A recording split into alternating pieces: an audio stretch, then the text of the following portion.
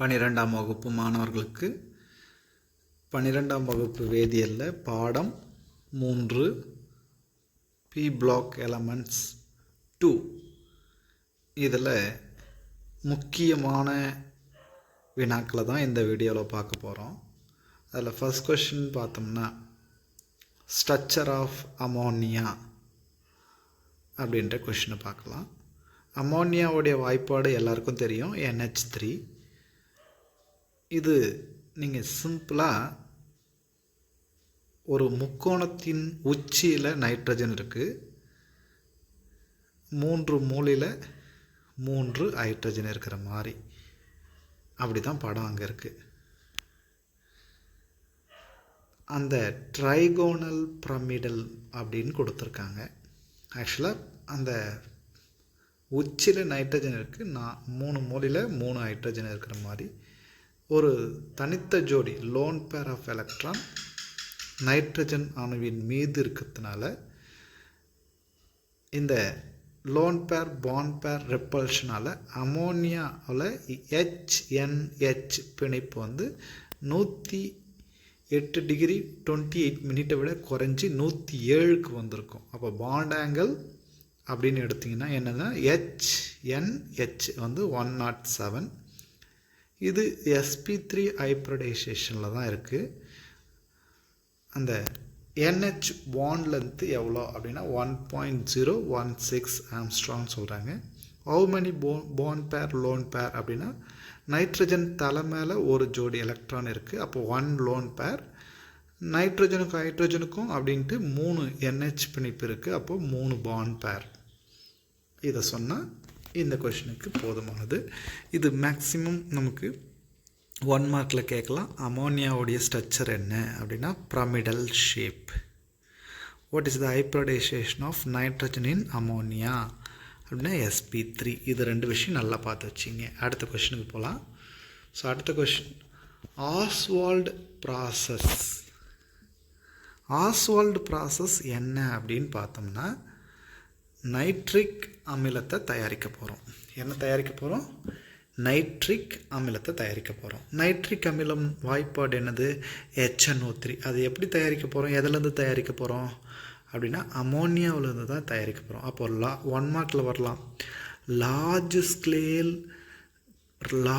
Scale preparation of nitric acid by what அப்படின்னா Ostwald process.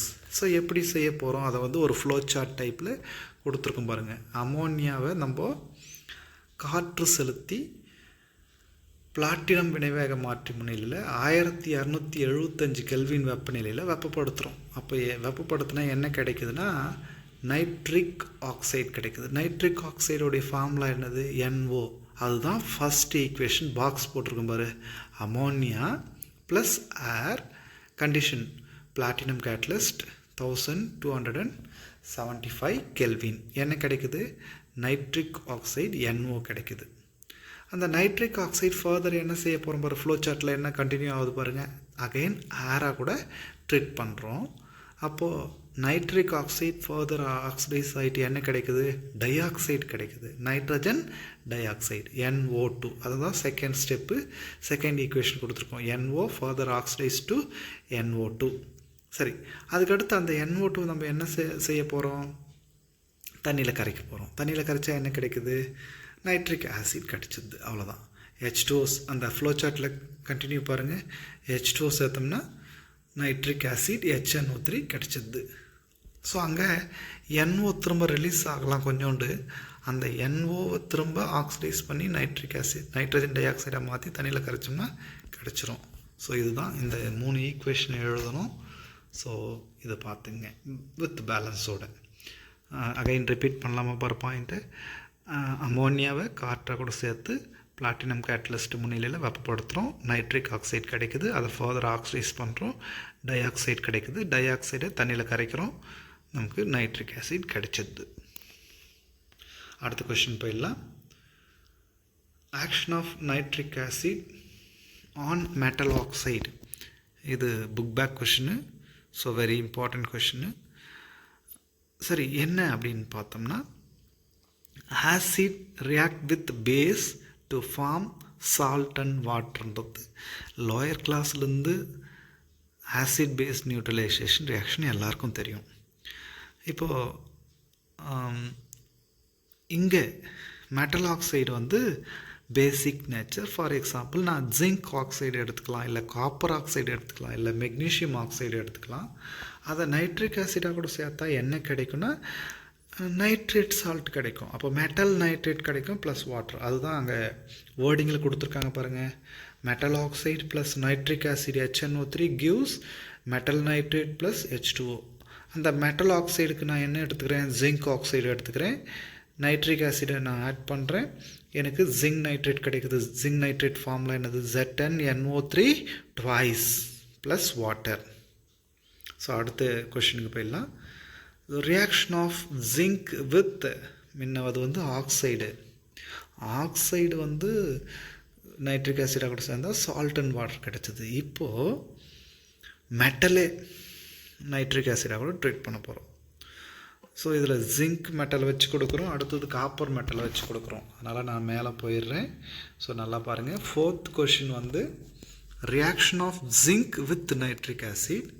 5th கொஷின்னு action of copper with nitric acid. ரெண்டுத்துக்கும் என்ன டிஃப்ரென்ஸ்னு கொஞ்சம் கிளியராக பார்க்கணும். ஸோ இது செல்ஃப் எவல்யூஷனில் கூட இருக்குது கொஞ்சம், அதனால் நல்லா கவனிங்க. இந்த ஜிங்க்குக்கு பதிலாக மெக்னீஷியத்தை கொடுத்து புக்கில் கொடுத்துருக்காங்க, அதையும் நீங்கள் கவனிக்கணும். ஏன்னா நிறைய ஈக்குவேஷன் இருக்குது, அதனால் நல்லா படிக்கக்கூடிய மாணவர்கள் ஈஸியானது புரிஞ்சிக்கலாம். டைல்யூட் நைட்ரிக் ஆசிட் போட்டால் என்ன கேஸ் லிபரேட் ஆகுது, கான்சன்ட்ரேட்டட் நைட்ரிக் ஆசிட் போட்டால் என்ன லிபரேட் ஆகுது, அதுதான் வித்தியாசமே. மற்றதெல்லாம் சேமு. அதாவது metal react with acid form its salt with water. Salt and water கிடைக்க போகிறது காமன். இப்போ ஃபார் எக்ஸாம்பிள் முன்னாடி basic oxide react with salt nitric acid to give a salt and water அப்படின்னு பார்த்தோம்லவா. Metal oxide plus nitric acid gives metal nitrate plus water பார்த்தோமல்லவா. 3rd question அதே மாதிரி இங்கே metal plus nitric acid gives metal nitrate plus வாட்டர்ன்றது common. நீங்கள் இந்த 4 equation இருக்குது, 4th ஒரு 2 இருக்குது, 5th ஒரு 2 இருக்குது, எல்லாத்துலேயுமே காமன் அது. அங்கே இங்கே வந்து ஜிங்க் நைட்ரேட் ஃபார்ம் ஆகுது, அங்கே காப்பர் நைட்ரேட் ஃபார்ம் ஆகுது. ஜிங்க் நைட்ரேட் ஃபார்மில் ZnNO3 twice, copper nitrate CuNO3 twice. So இதில் என்ன வித்தியாசன்றதை நல்லா பார்த்து வச்சுங்க. ஜிங்காக கூட நீங்கள் டைல்யூட் நைட்ரிக் ஆசிட் சேர்த்திங்கன்னா N2O, அதாவது நைட்ரஸ் ஆக்சைடு, லாஃபிங் கேஸ்ன்னு சொல்லுவோம், சிரிப்பூட்டும் வாயு, அது கிடைக்குது N2O. இதுவே கான்சன்ட்ரேட்டட் ஆசிட்னா nitrogen dioxide NO2 liberate ஆகுது. இதுவே நம்ம காப்பரில் பார்த்தோம்னா நைட்ரிக் ஆக்சைடு NO கிடைக்குது, அதுவே இங்கே பார்த்தோம்னா NO2 கிடைக்குது. இதுதான் வித்தியாசம், மற்றதெல்லாம் சேமாக இருக்கும். அதை கம்பேர் பண்ணுங்கள். அடுத்தது பேலன்ஸ் பண்ணணும். அடுத்த விஷயம் பேலன்சிங். ஸோ ஃபஸ்ட்டு ஈக்குவேஷனை நேராக எழுதி பழகுங்க. இது ஒரு முறை வீடியோ பார்த்துட்டு வந்துட்டிங்கன்னா போர்டில் ஈக்குவேஷன் எழுதி எக்ஸ்பிளைன் பண்ணும்போது ரொம்ப ஈஸியாக இருக்கும். அடுத்த கொஷின் போயிடலாம். ஸோ இங்கே இன்ட்டெல்லாம் பார்த்து வச்சுங்க. அடுத்தது 6வது வினா, ப்ரிப்ரேஷன் ஆஃப் பாஸ்பீன். பாஸ்பீன்றது என்னது, PH3. அமோனியா NH3ன்னு பார்த்தோம், பாஸ்பீன் PH3. பாஸ்பீன்றது எப்படி தயாரிக்கிறோம் அப்படின்னா, ஒயிட் பாஸ்பரஸ் அதை P4ன்னு சொல்லுவோம், அட்டாமிசிட்டி 4. அதை நம்ம ஆக்வஸ் சோடியம் ஹைட்ராக்சைடு சேர்த்து கார்பன் டை ஆக்சைடு வந்து எரிவதற்கு துணை புரியாது. ஏன்னா இங்கே எதுக்காக கார்பன் டை ஆக்சைடு வச்சுருக்குன்னா, பாஸ்பரஸ் வந்து எரியூட்டு வெப்பநிலை, இக்னிஷன் டெம்பரேச்சர் வெரி லோ, ஈஸியாக அது காற்றுல எரிய ஆரம்பிச்சிடும். அதனால் நம்ம inert atmosphere, carbon dioxide அட்மாஸ்பியரில் நம்ம ட்ரீட் பண்ண போகிறோம். ஸோ நீங்கள் மைண்டில் ஞாபகம் வச்சுக்க வேண்டியது white phosphorus treated with aqueous sodium hydroxide. அப்போ ரியாக்டன்ட் என்னது? ஒயிட் பாஸ்பரஸ்க்கு formula P4 sodium hydroxide, NaOH ஆக்வஸ்ன்னு சொன்னால் வாட்ரு, இதெல்லாம் எடுத்துகிட்டு ரியாக்டண்ட்டாக எழுதிடுறீங்க. இது ரியாக்ட் ஆகிட்டு என்ன கிடைக்க போகுது அப்படின்னா பாஸ்பின் pH3 கிடைக்க போகுது. கூட NaH2PO2 கிடைக்குது. ஸோ இதில் அந்த கண்டிஷன் வந்து இன்னட் கேஸ் அட்மாஸ்பியர் கொடுக்கணுன்றதுக்காக தான் கார்பன் டை ஆக்சைடை பயன்படுத்துகிறோம். அந்த பை ப்ராடக்ட் பார்த்துங்க, ஈக்குவேஷனை பேலன்ஸ் பண்ணுங்கள். அடுத்தது 7th ஈக்குவேஷன் பாருங்கள். Laboratory preparation of phosphoric acid. அதாவது ஆக்சி ஆசிட்ஸ் ஆஃப் பாஸ்பரஸ் நிறைய இருக்குது. அதில் பாஸ்பாரிக் ஆசிட்ன்றது H3PO4. நமக்கு டிஎன்ஏவில் பாஸ்பாரிக் ஆசிட் இருக்குது, அதான் பாஸ்பாட்டிக் எஸ்டர் குரூப் அப்படின்னு சொல்லுவோம். H3PO4 இருக்குது.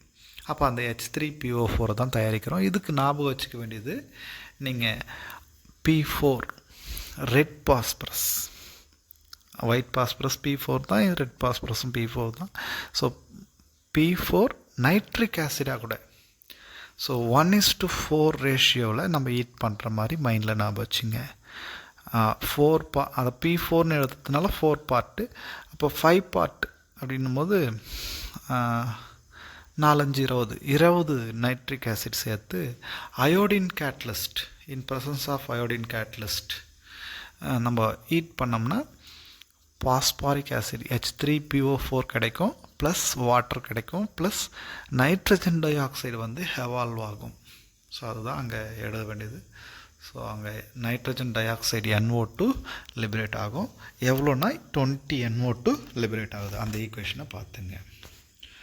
ஸோ அடுத்தது chemical behaviour of chemical reactions. இது புக் பேக் கொஷின்னு. Right any 2 chemical properties of phosphine கொடுத்துருக்காங்க. இங்கே ஆக்சுவலாக 3 ஈக்குவேஷன் கொடுத்துருக்கேன். அதில் 3மே படித்தா நல்லது, ஆர் எனி 2 உங்களுக்கு எது ஈஸியாக இருக்கோ. ஒன்று, பாஸ்பின் வந்து காற்றுடன் வினைபுரியும் போது என்ன கிடைக்குது. ரெண்டாவது, பாஸ்பின் வந்து குளோரினா கூட வினைபுரியும் போது எப்படி கிடைக்குது.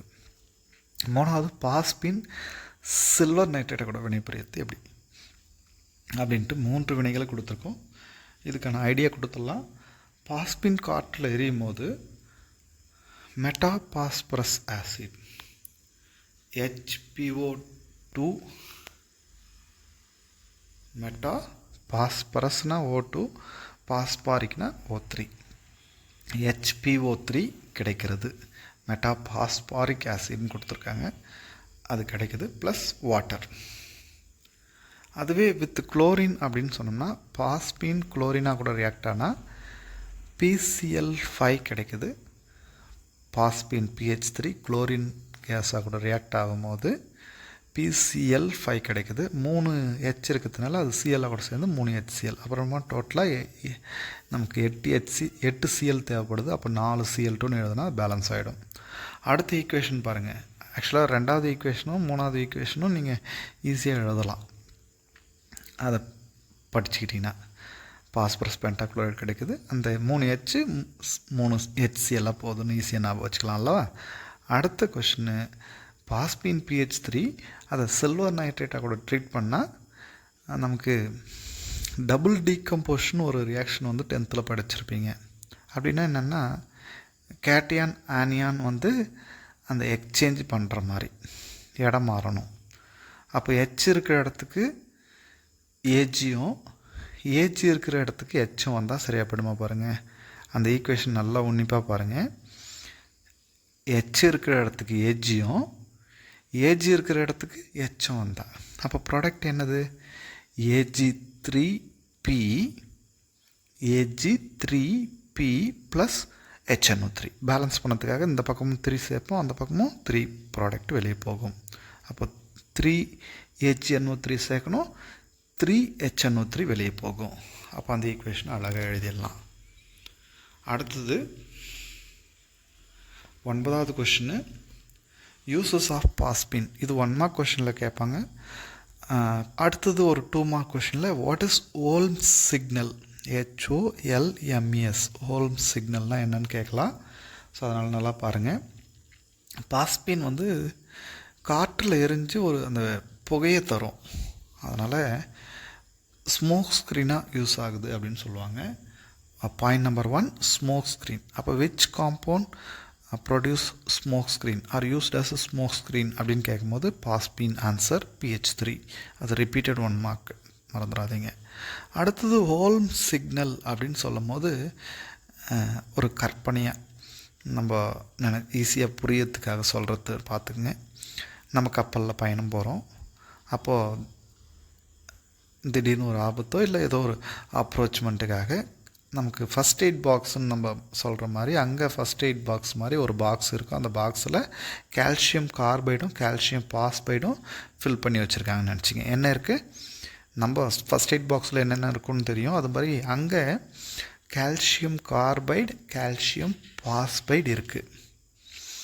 அந்த கால்சியம் கார்பைடு பாஸ்பைடு இருக்கிற பாக்ஸை தூக்கி தண்ணியில் போட்டிங்கன்னா அந்த உள்ளே இருக்கிற காம்பவுண்டாக கூட தண்ணி அந்த பாக்ஸ் வழியாக உள்ளே நுழைஞ்சி தொலை இருக்கும் பாக்ஸில், அது வழியாக நுழைஞ்சி அந்த கால்சியம் கார்பைடு கால்சியம் பாஸ்பைடாக கூட ரியாக்ட் ஆக போகுது.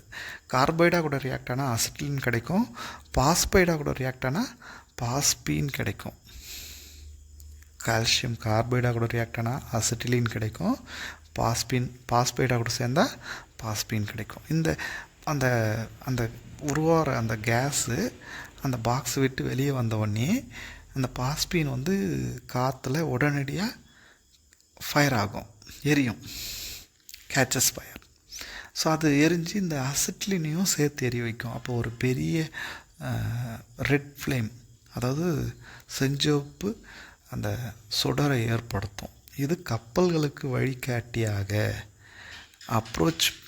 ஷிப் அப்ரோச் ஆகிறதுக்கு பயன்படுகிறது அப்படின்ற மாதிரி கொடுத்துருக்காங்க. ஸோ இதுதான் விஷயம். அதுக்கான ஈக்குவேஷன் கொடுத்துருக்கோம். Calcium carbide CaC2 plus water gives acetylene. அசிட்லினுடைய formula C2H2. Calcium phosphide Ca3P2, அது வாட்டராக கூட ரியாக்ட் ஆகிட்டு பாஸ்பீன் PH3 கிடைக்குது. பை ப்ராடக்டாக கால்சியம் ஹைட்ராக்சைடு கிடைக்குது. So PH3 spontaneously ignites in ஹேர்னு சொல்லியிருக்காங்க. அப்போது இந்த அசிட்லினையும் பர்ன் பண்ணோம். அப்புறமா இந்த பிரைட் ரெட் ஃப்ளேம் எதுக்கு யூஸ் ஆகுதுன்னா அதை நேவிகேஷன் பர்பஸ்க்கு யூஸ் பண்ணிக்கிறோம். ஸோ அடுத்தது 10th question, write structure of give the structure of oxy acids of sulphur, oxy acids of phosphorus கேட்பாங்க.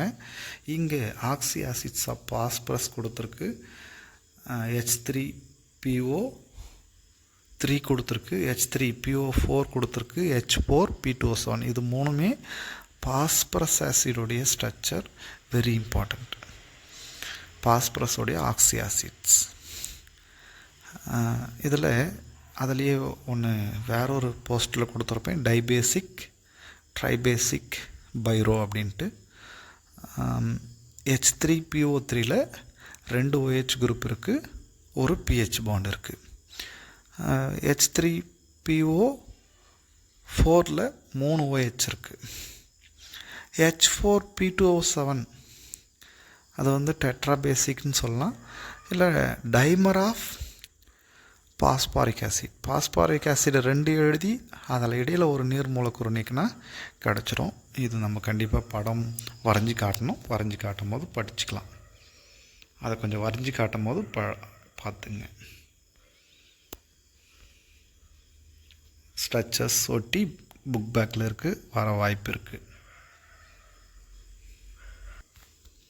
பார்ட் 3, அதாவது இந்த 3rd லெசனில் கண்டினியூவேஷனில் 11th கொஷினா, action of heat on PCl5. இது புக் பேக் கொஷினு, 2025 உடைய 2 மார்க் கொஷினு. PCl5 வெப்பப்படுத்தினா PCl5 பாஸ்பரஸ் பென்டாக்ளோரைடை வெப்பப்படுத்தினா PCl3யும் குளோரினும் கிடைக்குது. அந்த வினை எழுதிடலாம். அடுத்தது 12th question, preparation of ozone கொடுத்துருக்கோம். ஓசோன் எப்படி கிடைக்குது? ஓசோன்னா என்ன? நம்ம செகண்ட் லேயர் அட்மாஸ்பியரில் செகண்ட் லேயர் ஓசோன் லேயர்னு சொல்லுவோம். ஓசோனுக்கு ஃபார்முலா O3ன்னு எல்லாருக்கும் தெரியும். ஆக்சிஜனுடைய ஃபார்முலா O2. இப்போ ஓசோன் எப்படி நம்ம தயாரிக்கிறோன்னா ஆக்சிஜன்லேருந்து தான் தயாரிக்க போகிறோம். அப்போது நம்ம காற்றில் 20,000 வோல்ட் அளவுக்கு மின்சாரத்தை செலுத்தப்படும் போது அந்த O2 வந்து நேசன்ட் ஆக்சிஜனாக மாறுது. அதுதான் ஃபஸ்ட் ஈக்குவேஷன் கொடுத்துருக்காங்க பாரு. O2 gives 2O. அங்கே ப்ராக்கெட் போட்டால் என்னது, அணுநிலை ஹைட்ரஜன், அணுநிலை ஆக்சிஜனை தரும். அதாவது நேசன்ட் ஆக்சிஜன் சொல்லுவோம், பிரவிநிலை ஆக்சிஜன். அது அடுத்த ஸ்டெப்பில் O2 கூட சேர்ந்தால் O3 மாறுது. இந்த ரெண்டு வினையை எழுதணும். இந்த வினை எப்போ நடக்கும், ஹை வோல்டேஜ், அதாவது எலக்ட்ரிக்கல் டிஸ்சார்ஜ், மின்சாரத்தை செலுத்தும் போது தான் நடக்குது.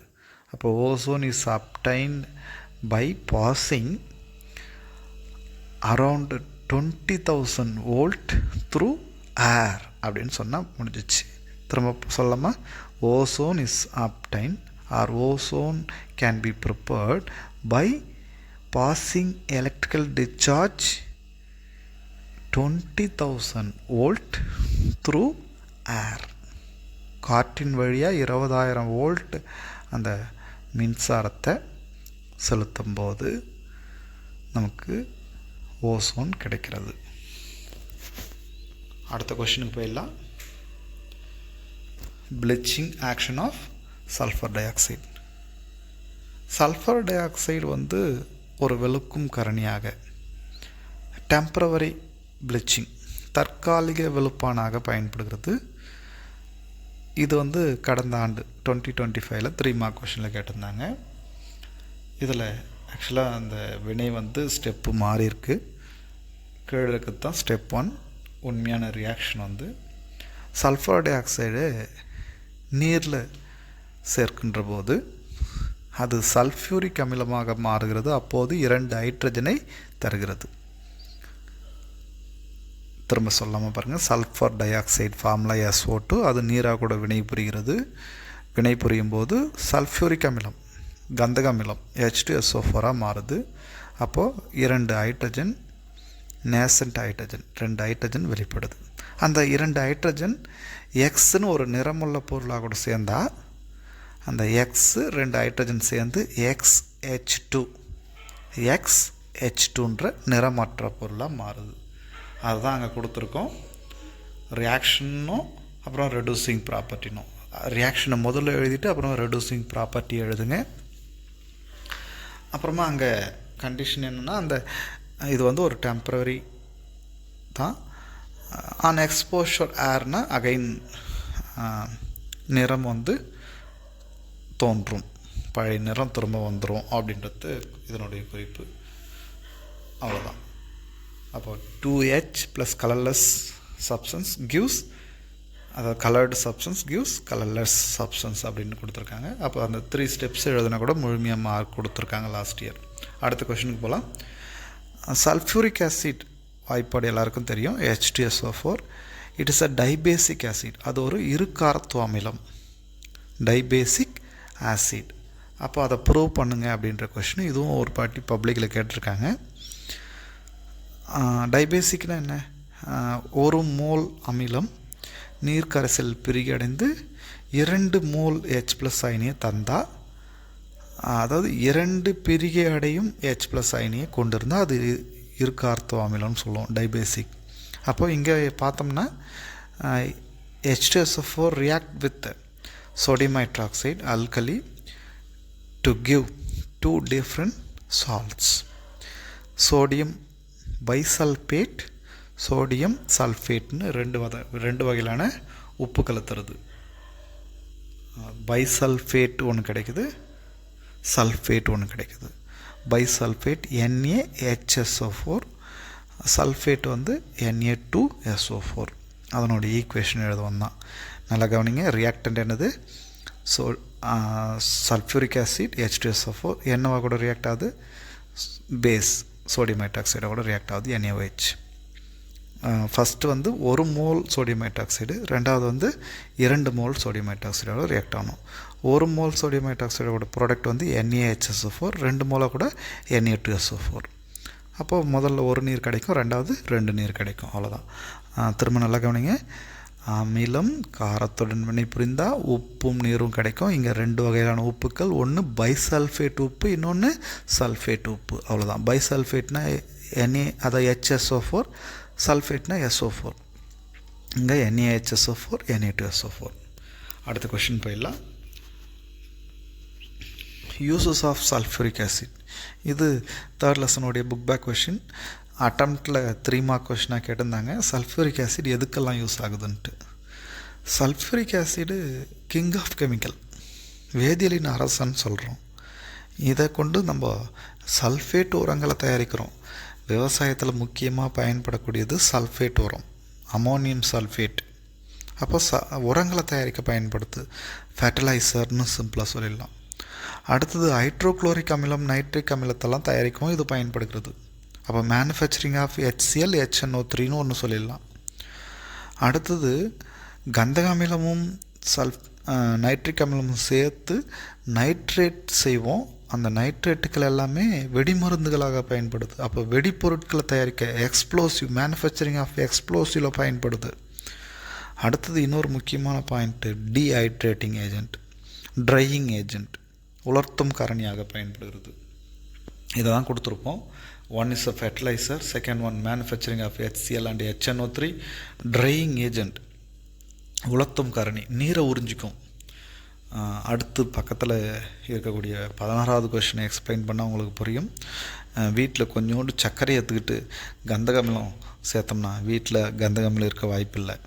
பட் நம்ம ஸ்கூலில் செஞ்சு காட்டலாம்.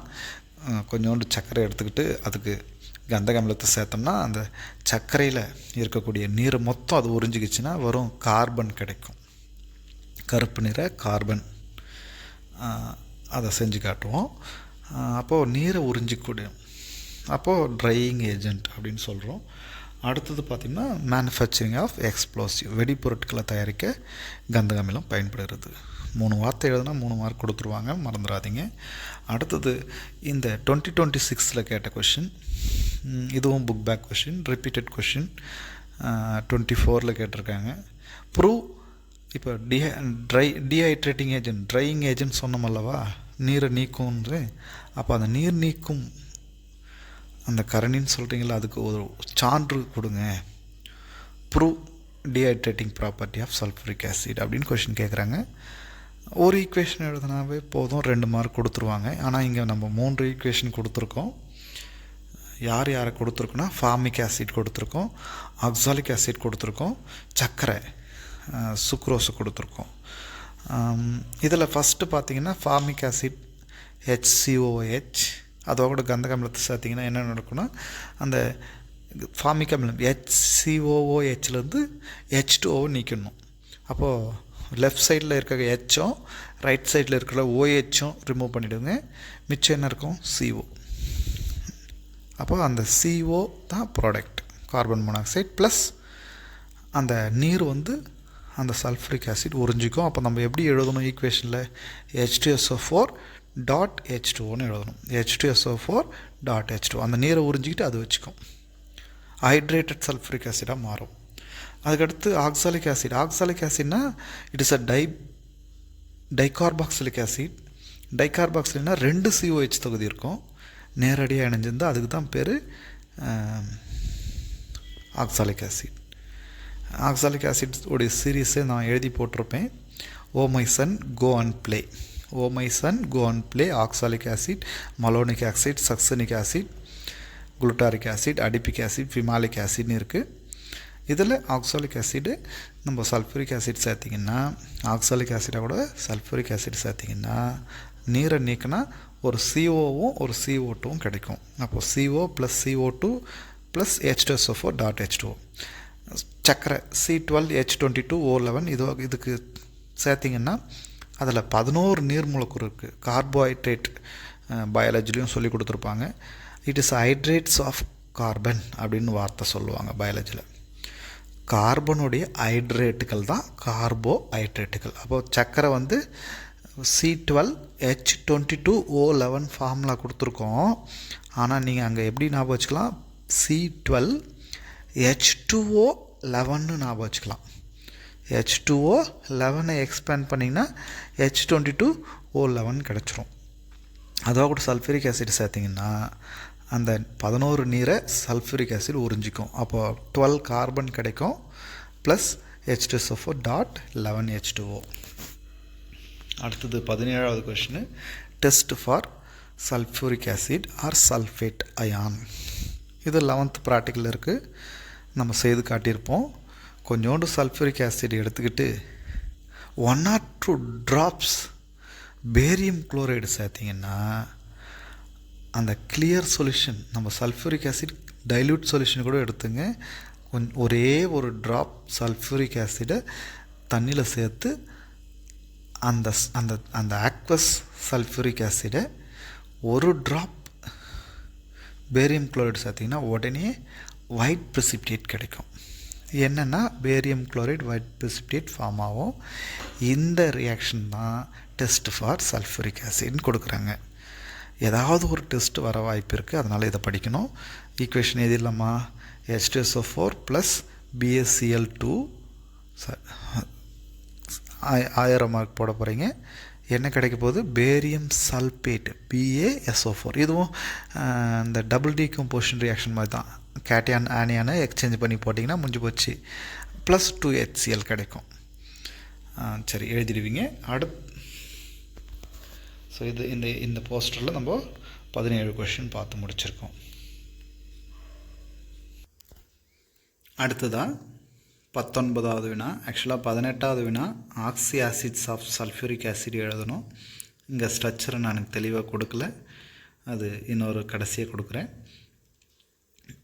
மேனுஃபேக்சரிங் ஆஃப் குளோரின், இங்கே மேனுஃபேக்சரிங் ஆஃப் குளோரின் வந்து 3 மெத்தடில் கொடுத்துருக்கோம். ஒன்று வந்து லெபார்ட்ரி மெத்தட், இன்னொன்று வந்து டெக்கான் ப்ராசஸ், இன்னொன்று வந்து எலக்ட்ரோலைட்டிக் ப்ராசஸ். 3 மெத்தடில் கொடுத்துருக்கோம். ஃபஸ்ட்டு வந்து டெக்கான் ப்ராசஸ். டெக்கான் ப்ராசஸில் பார்த்தோம்னா ஹைட்ரோக்ளோரிக் ஆசிடை ஏராக கூட ட்ரீட் பண்ணுறோம். So oxidation of hydrochloric acid using cupric chloride catalyst at 400 degree Celsius அப்படின்னு கொடுத்துருக்காங்க. ஆக்சிடேஷன் அடிஷன் ஆஃப் ஆக்சிஜன், அப்போ ஆக்சிடேஷன் ஆஃப் ஹைட்ரோக்ளோரிக் ஆசிட். அப்போ ஹைட்ரோக்ளோரிக் ஆசிடை ஏரில் ட்ரீட் பண்ணுறோம், அப்போ நமக்கு குளோரின் கிடைக்குது. கண்டிஷன் ஞாபகம் வச்சுங்க, 400 degree Celsius and cupric chloride CuCl2. அடுத்தது sodium chloride, aqueous sodium chloride, அதாவது உப்பை தண்ணியில் கரைச்சிட்டு கரண்ட்டை பாஸ் பண்ணிங்கன்னா எலக்ட்ரோலைசிஸ் நடக்கும். அப்போ நமக்கு சோடியம் ஹைட்ராக்சைடு கிடைக்கும், ஹைட்ரஜனும் குளோரினும் கேஸாக கிடைக்கும். அதுதான் அதனுடைய ஈக்குவேஷன் தான் அங்கே கொடுத்துருக்காங்க. அப்போ NaCl plus H2O, that means aqueous solution of sodium chloride. கரண்ட்டை பாஸ் பண்ணுறோம், அப்போது சோடியம் வந்து தண்ணியில் கரைஞ்சி சோடியம் ஹைட்ராக்சைடாக மாறிடும். அப்போ ஹைட்ரஜனும் குளோரினும் கேஸாக லிபரேட் ஆகும். சரி, அடுத்தது லெபார்ட்ரி மெத்தட். ஸோ இந்த லெபார்ட்ரி மெத்தடுக்கு ஆல்டர்னேட்டிவ் மெத்தடும் இருக்குது. இங்கே நிறைய ஈக்குவேஷன் கொடுத்துருப்பாங்க புத்தகத்தில். இங்கே ஒரு லென்த்தியான ஈக்குவேஷன் நான் கொடுத்து வச்சுருக்கேன். இது நம்ம அழகாக ஈஸியாக லேபில் ப்ரிப்பேர் பண்ண முடியும். சோடியம் குளோரைடு உப்பை எடுத்துக்கிறோம் ஒரு டெஸ்ட் டியூப்பில், அதோட கூட மேக்னஸ் டை ஆக்சைடு கொஞ்சோண்டு சேர்த்துக்கிறோம். சல்ஃபூரிக் ஆசிட் சேர்த்து ஹீட் பண்ணால் நமக்கு குளோரின் கேஸு லிபரேட் ஆகும். இதுதான். ஸோ அதை நான் இன்னொரு ஈக்குவேஷனாக கூட இங்கே கொடுத்து வச்சுருக்கேன், கீழே பாருங்கள். Mn, அதே நான் MnO2 தான் எடுத்திருக்கேன். அங்கே சல்ஃபூரிக் ஆசிடுக்கு பதிலாக HCl ஹைட்ரோக்ளோரிக் ஆசிடை நான் கொடுத்து வச்சுருக்கேன். இது ரெண்டுத்தையும் நீங்கள் ஹீட் பண்ணிங்கன்னா இது MnO2 ப்ளஸ் HCl. நீங்கள் அந்த ஈக்குவேஷன் கஷ்டமாக இருக்குன்னா இந்த ஈக்குவேஷன் போயிடுங்க. MnO2 ப்ளஸ் 4HCl ஹீட் பண்ணுறோம். அப்போ நமக்கு என்னென்ன பை ப்ராடக்ட் கிடைக்குதுன்னா அந்த ஈக்குவேஷனில் இருக்கிற பை ப்ராடக்ட் எல்லாமே கிடைக்குது. MnCl2 H2O ரெண்டும் கிடைக்குது, ப்ளஸ் குளோரின் கேஸும் கிடைக்குது. ஸோ அதில் சோடியம் குளோரைடு சேர்க்குறீங்க எக்ஸ்ட்ரா, அவ்வளோதான். அதில் நீங்கள் சல்ஃபூரிக் ஆசிட் சேர்க்குறீங்க, இதில் ஹைட்ரோக்ளோரிக் ஆசிட் சேர்க்குறீங்க, வேறு ஒன்றும் இல்லை. அங்கே பை ப்ராடக்ட்டு சேமு, இங்கேயும் பை ப்ராடக்ட் சேமு, ஒரே ஒரு பை ப்ராடக்ட் வித்தியாசம். அந்த ஈக்குவேஷனை பார்த்துக்கிட்டா புரிஞ்சிடும். அடுத்தது bleaching powder, very important one. இதுவும் பப்ளிக்கில் கேட்டிருக்கிறது. கால்சியம் ஹைட்ராக்சைடாக கூட குளோரின் கேஸை பாஸ் பண்ணிங்கன்னா, கால்சியம் ஹைட்ராக்சைடுன்றது என்னது, சுண்ணாம்பு தண்ணி. சுண்ணாம்பு தண்ணியாக கூட குளோரினை பாஸ் பண்ணிங்கன்னா கால்சியம் ஆக்சி குளோரைடு கிடச்சிது, ப்ளஸ் நீர் CaOCl2 ப்ளஸ் H2O. சரி, அடுத்தது கோல்டு சோடியம் ஹைட்ராக்சைடாக கூட ஹாட் சோடியம் ஹைட்ராக்சைடாக கூட எப்படி ரியாக்ட் ஆகுது. Chlorine react with cold sodium hydroxide and hot sodium hydroxide. இந்த ஈக்குவேஷன் ரொம்ப கிளியராக அழகாக இருக்குது. By product same, reactant same. Chlorine plus sodium hydroxide, chlorine plus sodium hydroxide, condition different. First ஒன்று வந்து டைல்யூட்டு, இன்னொன்று கான்சன்ட்ரேட்டு. டைல்யூட்டாக கூட ரியாக்ட் ஆகும்போது ஹைப்போக்ளோரைட் கிடைக்குது. அங்கே கொடுத்துருக்காங்க பாரு ப்ராடக்ட்டு, சோடியம் ஹைப்போக்ளோரைட். அது கலர் டிஃப்ரெண்ட்டாகவும் கொடுத்துருக்காங்க, NaOCl. அதுவே ஹாட்டாக கூட கொடுத்தா சோடியம் குளோரைட், NaClO3 கிடைக்குது. பை ப்ராடக்ட்டு உப்பும் நீரும் கிடைக்குது, NaCl plus H2O, NaCl plus H2O. ஈஸியாக எழுதிடலாம். பேலன்சிங் பார்த்துங்க. ஸோ அடுத்து 22வது question, bleaching action of chlorine. நம்ம ப்ளீச்சிங் பவுட்ரை துணியில் பட்டுச்சுன்னா, ப்ளீச்சிங் பவுடரை நம்ம வீட்டில் யூஸ் பண்ணுவோம். ஒன்று வந்து டிஸ்இன்ஃபெக்டன்ட், அதாவது கிருமி நாசினியாக நம்ம ஸ்கூலில் பாத்ரூம் பக்கமோ இல்லை வெளியில் எங்கெல்லாம் நம்ம க்ளீனாக வச்சுக்கணும்னு நினைக்கிறோமோ அங்கெல்லாம் போடுவோம். ஊரில் சுத்தம் பற்றிட்டு அங்கங்கே போடுவாங்க, அதை ப்ளீச்சிங் பவுட்ரு பார்த்துருப்போம். அது ஒரு பக்கம் டிஸ்இன்ஃபெக்டண்ட்டாக பயன்படுது. இந்த ப்ளீச்சிங் பவுட்ரு இன்கேஸ் துணியில் பட்டுச்சுன்னா அந்த இடத்துல வெளுத்துரும், பர்மனெண்ட்டாக கலர் போயிடும், வெள்ளை நிறமாக ஆக்கிடும். நம்ம வீட்டில் தொட்டிகளெல்லாம் பாசை பிடிச்சிருக்கிற, அதை பசுமை நிற பாசி பிடிச்சிருக்கு அப்படின்னா ப்ளீச்சிங் பவுடர் யூஸ் பண்ணும்போது தொட்டியில் அந்த பாசி போயிடும். இதையும் நீங்கள் பார்த்துருக்கலாம். அப்போ பர்மனெண்ட் ப்ளீச்சிங், ஏற்கனவே சல்ஃபர் டை ஆக்சைடு பார்த்தோம், அது வந்து டெம்பரரி ப்ளீச்சிங்ன்ட்டு, இது பர்மனெண்ட் ப்ளீச்சிங். அப்போ ஃபஸ்ட் ஸ்டெப் என்னென்னா, குளோரின் நீராக கூட சேர்க்கும் போது HClலும் HOClலும் கிடைக்குது. HClன்றது ஹைட்ரோக்ளோரிக் ஆசிட், HOClன்றது ஹைப்போக்ளோரைடு. அந்த ஹைப்போக்ளோரைடு HOCl அன்ஸ்டேபிள், அது டீகம்போஸ் ஆகிட்டு என்ன கிடைக்கும்னா HClலும் நேசன்ட் ஆக்சிஜனும் கிடைக்கும். அது second step, HCl plus nascent oxygen O. அந்த நேசன்ட் ஆக்சிஜன் ஓவாக கூட colour product, coloured substance react ஆச்சுன்னா அந்த கலர்லெஸ்ஸாக மாற்றி கிடைக்கும். அதுதான் நம்ம தேர்ட் ஸ்டெப் எழுதியிருப்போம். அப்போ கலர்டு மேட்டர் ப்ளஸ் அந்த நேசன்ட் ஆக்சிஜன் O அம்புகுறி போட்டு கலர்லெஸ் ப்ராடக்ட் அப்படின்னு கொடுத்துருக்காங்க. சரியா, அதை பார்த்துங்க. இதுவும் ஒரு இம்பார்ட்டன்ட் கொஷின். கடைசியாக நம்ம கொஷின் நம்பர் 22 பார்த்தோம், போஸ்டர் 4ல். இது போஸ்டர் 5ல். Very very important topic. What are interhalogen compound? Then characteristics of interhalogen compound, structure of interhalogen compound அப்படின்லாம் நம்ம பார்க்க போகிறோம். ஃபஸ்ட்டு interhalogen compoundனா என்ன? Each halogen react or combine with other halogen to form a series of compounds are called interhalogen compound. இது பப்ளிக்கில் கேட்ட question, last year 2 மார்க்கில் கேட்டிருந்தாங்க. வாட்டாருக்கு 1 மார்க், எக்ஸாம்பிளுக்கு 1 மார்க். ஒரு ஹாலஜன் இன்னொரு ஹாலஜனாக கூட வினை புரிஞ்சு கிடைக்கிற சேர்மம் தான் ஹாலஜனோடைய சேர்மம். Each halogen combined with another halogen to form a compound is called interhalogen compound. இது என்ன ஃபார்முலா ஒட்டி வரும் அப்படின்னா ஏபிஎன். அந்த எண் வந்து 1 இருக்கலாம், 3 இருக்கலாம், 5 இருக்கலாம், 7 இருக்கலாம். ஆட் நம்பர்ஸ் ஞாபகம் வச்சுக்க. ஏபி, ஏபி3, ஏபி5, ஏபி7 அப்படின்ட்டு 4 டைப்ஸ் இருக்குது. ஏ வந்து எப்போவுமே லார்ஜர் ஆட்டமாக இருக்கணும், பி வந்து ஸ்மாலர் ஆட்டமாக இருக்கணும். எக்ஸாம்பிள் சிஎல்எஃப், பிஆர்எஃப், ஐஎஃப்னெல்லாம் இருக்குது. இது நான் ஒன்றா எழுதியிருக்கேன். நீங்கள் பக்கத்தில் 3 போடுற மாதிரி எழுதலாம். அப்போது சிஎல்எஃப்3, பிஆர்எஃப்3, ஐஎஃப்3ன்னு எழுதலாம். அதேமாதிரி 5 வச்சும் எழுதலாம். சிஎல்எஃப்5, பிஆர்எஃப்5, ஐஎஃப்5ன்னு எழுதலாம். சரி, அதுக்கடுத்து பக்கத்துலேயே பாருங்கள் 24th question, properties of interhalogen compound. இந்த காம்பவுண்டில் அந்த சென்ட்ரல் ஆட்டம் ஏ ஆட்டம் யாராக இருக்கணும்? அங்கேயே ஒரு வார்த்தை கொடுத்துருக்கு, லார்ஜர். அப்போது central atom should be a larger atom. அது ஒரு பாயிண்ட். ஃபஸ்ட் பாயிண்ட்டாக தான் எழுதியிருக்கோம். Central atom is always a larger halogen அப்படின்ட்டு. இந்த ஹாலஜனுடைய சேர்மம் அப்படின்னு சொன்னால் 2 ஹாலஜனுக்கு இடையில் தான் உருவாகணும். அப்போது formed by 2 different halogens, not same, 2 different halogens. குளோரினோ ஃப்ளோரினோ சேர்ந்து சிஎல்எஃப்பை கொடுக்கும். குளோரினோ புரோமினோ சேர்ந்து பிஆர்எஃப்பை கொடுக்கும்.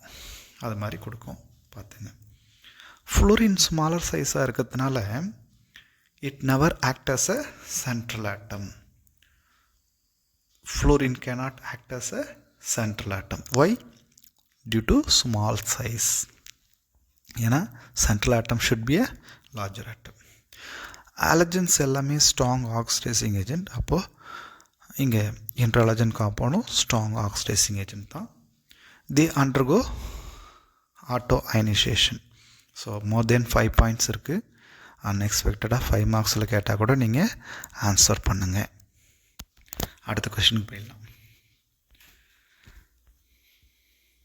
அத்தகைய இன்ட்ராலஜன் காம்பவுண்டோடைய ஸ்ட்ரக்சர் என்ன, ஹைப்ரிடைசேஷன் என்ன? Very important. 2026 கேட்ட 2 மார்க் கொஷின். என்னென்ன டைப் இருக்குதுன்னு சொன்னோம்?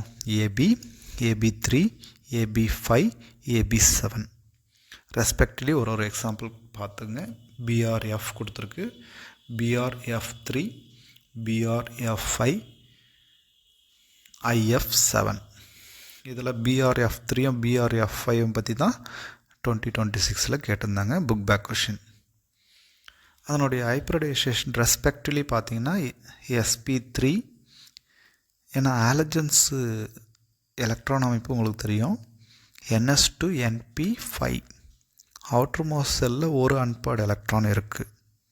அப்போது அந்த ஒரு s orbital 3 p orbital mix பண்ணிங்கன்னா sp3 ஹைப்ரிடைசேஷன் கிடைக்கும். அந்த 1 அன்பேர்டு எலக்ட்ரான் இன்னொரு ஆலஜனுடைய ஒரு அன்பேர்டு எலக்ட்ரானாக கூட பைண்ட் ஆச்சுன்னா ஏபின்னு ஒரு காம்பவுண்டு ஃபார்ம் ஆகுது. அதனால் ஏபி டைப்புடைய ஹைப்ரிடைசேஷன் sp3. இதில் ஏவுக்கும் பிக்கும் ஒரு பாண்ட் ஃபார்ம் ஆகுது. அப்போது ஒரு பாண்ட் பேர் இருக்கும். அது என்ன ஷேப்னா லீனியர் ஷேப். அப்போ ரிமைனிங் இன்னும் 3 லோன் பேர் இருக்கும். அது without that lone pair it is a linear shape. இதுவே அடுத்து வரும் sp3d. அது டி வடிவம் கொண்டது, டி ஷேப். அடுத்தது sp3d2, square pyramidal shape. Square pyramidal shape. அடுத்தது வந்தால் sp3d3, pentagonal bipyramidal shape. So இந்த ஷேப் வந்து நல்லா பார்த்துங்க. IF7 மட்டும் கூட கேட்கலாம். What is the hybridisation and structure of IF7 மட்டும் கூட புக் பேக்கில் இருக்குது. அப்போது sp3d3ன்னு எழுதுனா 1 மார்க்கு, பென்டகோனல் பைபிரமிடல் எழுதுனா 1 மார்க்கு. 2 மார்க்ஸ் இப்படியே கூட முடிஞ்சிடும். ஒரு 2 மார்க் நல்லா படிங்க. அடுத்தது why HF not stored in glass bottles? Because it react with silica. கிளாஸ்ன்றது என்னது? சிலிக்கா இல்லை சோடியம் சிலிக்கேட். அதோட ரியாக்ட் பண்ணும். So react with HF. Silica வந்து reacts with HF. That's why it is not stored in glass bottles. It is stored in plastic containers. அதுதான் அங்கே சொல்கிறாங்க. அதனுடைய equation சிலிக்கான்றது formula SiO2, அதை HFஆ கூட ட்ரீட் பண்ணுறோம். அங்கே 2 O இருக்கிறதுனால 4 HF சேர்க்குறோம். ஏன்னா H2Oவாக போகணும். அப்போ 2 Oனா 4 H தேவைப்படுது. அப்போ 2 H2O போயிடும். அந்த 4 F சேர்ந்தால் SiF4 கிடச்சிரும். அடுத்தது 26th கொஷின் முடிஞ்ச 27. ஜெனானுடைய காம்பவுண்ட். ஜெனான் யூஸ்வலாக மந்தவாயுக்கள் சேர்மங்களை உருவாக்காது. ஆனால் ஜெனான் மட்டும் சேர்மங்களை உருவாக்குது. அது ஃப்ளோரினா கூட சேர்ந்து ஃப்ளூரைடுகளை தருது. என்னென்ன ஃப்ளூரைடுகள் எல்லாம் இருக்குது அப்படின்னா XeF2, XeF4, XeF6ன்னு 3 காம்பவுண்ட் கிடைக்குது. அதுக்கடுத்து ஆக்சி ஃப்ளூரைடு இருக்குது, XeOF2, XeOF4 இருக்குது. அப்புறமா ஆக்சைடு XeO3ன்னு இருக்குது. இதனுடைய ஹைப்ரிடைசேஷன் என்ன, ஸ்ட்ரக்சர் என்ன அப்படின்னு கொஷின் இருக்குது. So very important for 1 marks. எது ஒன்றாலும் வரலாம், கொஞ்சம் நல்லா பார்த்து வச்சுங்க. அடுத்தது யூசஸ் ஆஃப் நோபல் கேஸஸ். இதில் 2 கொஷின் புக் பேக்கில் இருக்குது. Write uses of helium, write uses of argon. இதை தவிர மற்றதும் கேட்கலாம். இதில் நம்ம இந்த ஆர்கானும் ஹீலியமும் கூட நியானும் கொடுத்துருக்கு. So very very important. 2027 expect பண்ணக்கூடிய கொஷினில் இது ஃபஸ்ட் மோஸ்ட்டாக வச்சுக்குவோம். கடைசி கொஷினு ஃபஸ்ட் மோஸ்ட்டாக வச்சுக்குவோம். ஹீலியம் நம்ம படங்களில் டிஸ்கவரி சேனல்லலாம் பார்த்துருக்கலாம். அந்த ஆழ்கடலில் நீந்தவங்க சிலிண்டர் மாட்டிக்கிட்டு இருப்பாங்க முதுகில். அந்த சிலிண்டரில் என்ன இருக்குது அப்படின்னா ஹீலியம் ஆக்சிஜன் கேஸ் தான் இப்போதைக்கு பயன்படுத்துகிறோம். அப்போது ஹீலியம் ஆக்சிஜன் He-O2 அப்படின்னு கொடுத்துருக்குது. That mixture deep sea diving, அதாவது ஆழ்கடல் நீந்துபவர்கள் பயன்படுத்துகிறாங்க. அடுத்தது லிக்விட் ஹீலியம். திரவ ஹீலியம் எதுக்கு பயன்படுது? கிரையோஜெனிக்ஸாக பயன்படுது. அதாவது இந்த போஸ்டரில் இல்லை, இன்னொரு போஸ்டர் இருக்குது. நம்ம MRI ஸ்கேனெல்லாம் எடுப்போம் பார்த்திங்களா, அதெல்லாம் ரொம்ப அந்த ஸ்கேன் எக்யூப்மெண்ட்டு ரொம்ப சில்லுன்னு இருக்கும் ஐசாட்டம். அப்போ லோ டெம்பரேச்சரில் ஆப்ரேட் ஆகக்கூடிய ஒரு டெக்னிக் தான் கிரையோஜெனிக் டெக்னிக்னு சொல்லுவோம். அப்போ அந்த கிரையோஜெனிக்ஸில் யூஸ் ஆகுது. Liquid helium used in cryogenics. அடுத்தது நம்ம பலூன்களில் எல்லோரும் டிவி பார்த்துருப்போம், காமெடி பார்த்துருப்போம். விவேக்குடைய ஒரு காமெடியில் வெடின்ற ஒரு படத்தில் அவர் பாடி பில்டராக ஆக்ட் பண்ணுற மாதிரி இருக்கும். அப்போ பலூனு இன்சர்ட் பண்ணி ஷர்ட்டுக்குள்ளே இன்சர்ட் பண்ணி ஹீலியம் கேஸை ஃபில் பண்ணிகிட்ருப்பார். அப்புறமா அவர் எங்கே அப்படின்னு தேடும் போது நான் மேலே மிதந்துக்கிட்டு இருக்கேன், ஹீலியம் வாயு பிடிச்சிட்ருக்கேன் அப்படின்ற மாதிரி அந்த சீன் வரும். அப்போ helium is filled in balloons for what அப்படின்னா it is for meteorological purpose. வானிலை அறிவதற்காக பலூன்களில் நிரப்ப பயன்படுகிறது அப்படின்றது விஷயம். அப்போ ஃபில்ட் இன் ஹேர் பலூன்ஸ். அடுத்தது பார்த்திங்கன்னா வெல்டிங் வைக்கிறதுக்கும், அதாவது மெட்டல் ஆக்சிடைஸ் ஆகிடக்கூடாதுன்றதுக்காக வெல்டிங்லேயும் இது யூஸ் ஆகுது. So welding of metals 4 points இருக்குது. எனி 3 பாயிண்ட்ஸ் எழுதுங்க. அடுத்தது நியான். நம்ம சிட்டி சைட்லலாம் பார்த்தோம்னா நிறைய டெக்கரேஷன் பர்பஸ்க்காக நிறைய கலராக லைட் போடுறாங்க. ஏன் திருவிழா காலங்களில் ஊர்களில் கலராக லைட் போடுறாங்க. ஸோ அந்த லைட்ஸ் எல்லாம் என்னென்ன லைட்டு? Neon light. அப்போது யூஸ்ட் இன் அட்வர்டைஸ்மெண்ட் பர்பஸ். மெயினாக இந்த அட்வர்டைஸ்மெண்ட்டுக்கு தான் அது யூஸ் பண்ணுறோம். சைன் போர்ட்ஸ், அந்த பலகைகள், விளம்பர பலகைகளில் பயன்படுகின்றன அப்படின்றத பார்த்து வச்சுங்க. மெயினாக அதுதான். அப்புறமா யூசஸ் ஆஃப் ஆர்கான். நம்ம வீட்டில் குண்டு பல்புகள் இருக்கும், இன்கேண்டிசன்ட் பல்புன்னு சொல்லுவோம். அந்த இன்கேண்டிசன்ட் பல்பில் இருக்கக்கூடிய அந்த ஃபிலமெண்ட், டங்ஸ்டன் ஃபிலமெண்ட் எரிஞ்சிடக்கூடாதுன்னா என்னென்னா பேர்ன் ஆகக்கூடாது. அது லாங் லைஃப் வரணும். அப்படின்றதுக்காக அந்த குண்டு பல்புக்குள்ளே ஃபில் பண்ணியிருக்கிற கேஸ் என்னது அப்படின்னா ஆர்கான் கேஸ். அதுதான். அப்போது இட் ப்ரிவெண்ட் ஆக்சிடேஷன் ஆஃப் அந்த ஆட் ஃப்ளமெண்ட், அந்த அந்த கம்பி சுருளுக்கு பேர் தான் ஃப்ளமெண்ட்டுன்னு சொல்கிறோம். அது ஆக்சிடைஸ் ஆகக்கூடாதுன்றதுக்கு தான் உள்ளே வந்து நம்ம ஏரில் குண்டு பல்புக்குள்ளெல்லாம் மந்தவாயுக்கள் தான் நிரப்பப்பட்டிருக்கு, காற்று கிடையாது. காற்று இருந்தால் அது தீப்பிடிச்சு எரிஞ்சிடும் சூட்டில். So to prevent the oxidation of hot filament and increase the life of the electrical bulb. So இப்படி உள்ளே ஃபில் பண்ணியிருந்தனால ரொம்ப நாளைக்கு அது தாங்கி இருக்கும், நம்ம பல்ப் லாங் லைஃப் வரும். அதுதான். So increase life of electrical bulbs. So இந்த 30 கொஷின் கொடுத்துருக்கோம். இந்த வீடியோவை பார்த்து 30 இம்பார்ட்டன்ட் கொஷினை படித்து முடிச்சிடுங்க. தேங்க்யூ.